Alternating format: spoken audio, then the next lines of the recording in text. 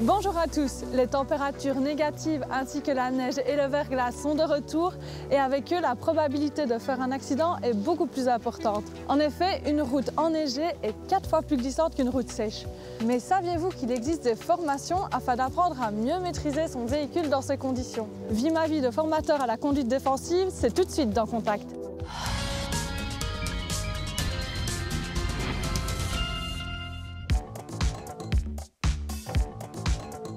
David Micheli, 31 ans, propriétaire du centre de maîtrise du volant depuis maintenant 5 ans et donc instructeur également. Le métier d'instructeur dépend de la journée que nous allons avoir et du type de client. Il s'agit toujours bien d'adopter des réflexes anticipatifs, préventifs, défensifs dans le but d'éviter des situations à caractère dangereux. Le déroulement type d'une journée de stage chez nous, on démarre avec une partie théorique qui consiste à mettre certains concepts en place. Et sur le tableau de bord, vous avez peut-être déjà remarqué, vous aurez le logo d'une voiture qui semble déraper. Certaines personnes sont plutôt théoriques et ont besoin d'assimiler certaines choses calmement dans une salle avant par la suite de passer sur la piste. Tous ceux qui sont concernés de près ou de loin par la voiture ont un intérêt à venir ici.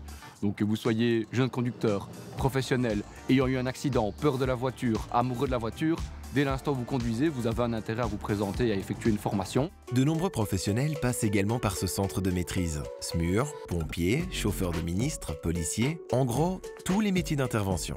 Les instructeurs sont au volant, sont en train de démontrer les choses aux candidats. La glisse est quelque chose de nouveau pour la majorité des conducteurs. La surprise fait que le candidat ne se sent pas prêt, ne sait pas comment réagir. Là, on est passé hors les arbres, je pense. On n'a pas le droit d'avoir tombé dans les arbres. Donc l'idée est plutôt d'instaurer des bons réflexes aux participants. Et puis chaque candidat prend place au volant, l'instructeur étant passager et réalise les exercices à tour de rôle. L'idée de ne pas placer les aides à la conduite dans un premier temps permet de réaliser que le candidat a le contrôle sur le véhicule sans aucune assistance. Par la suite, nous remettons les aides à la conduite, nous reconnectons les systèmes. C'est là que l'objectif est accompli. Là-dessus, très bien.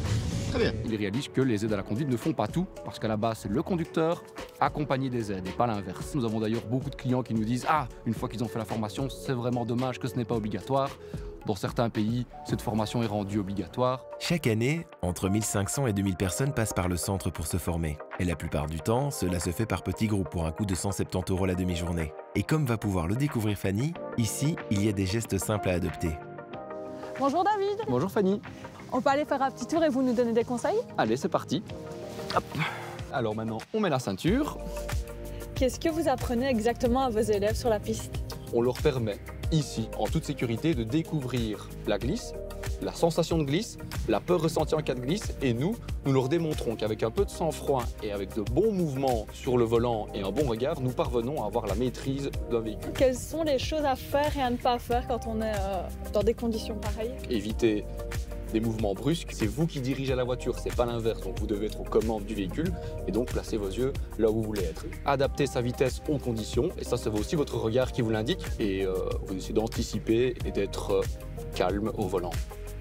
Selon ce formateur expérimenté, il faut garder en tête que le conducteur quotidien qui fait tout le temps le même trajet n'apprend pas à réagir dans les situations critiques.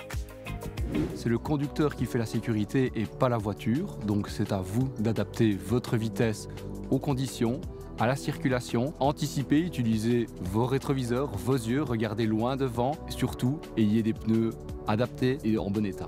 Contact, c'est déjà terminé pour aujourd'hui. Merci d'avoir été avec nous.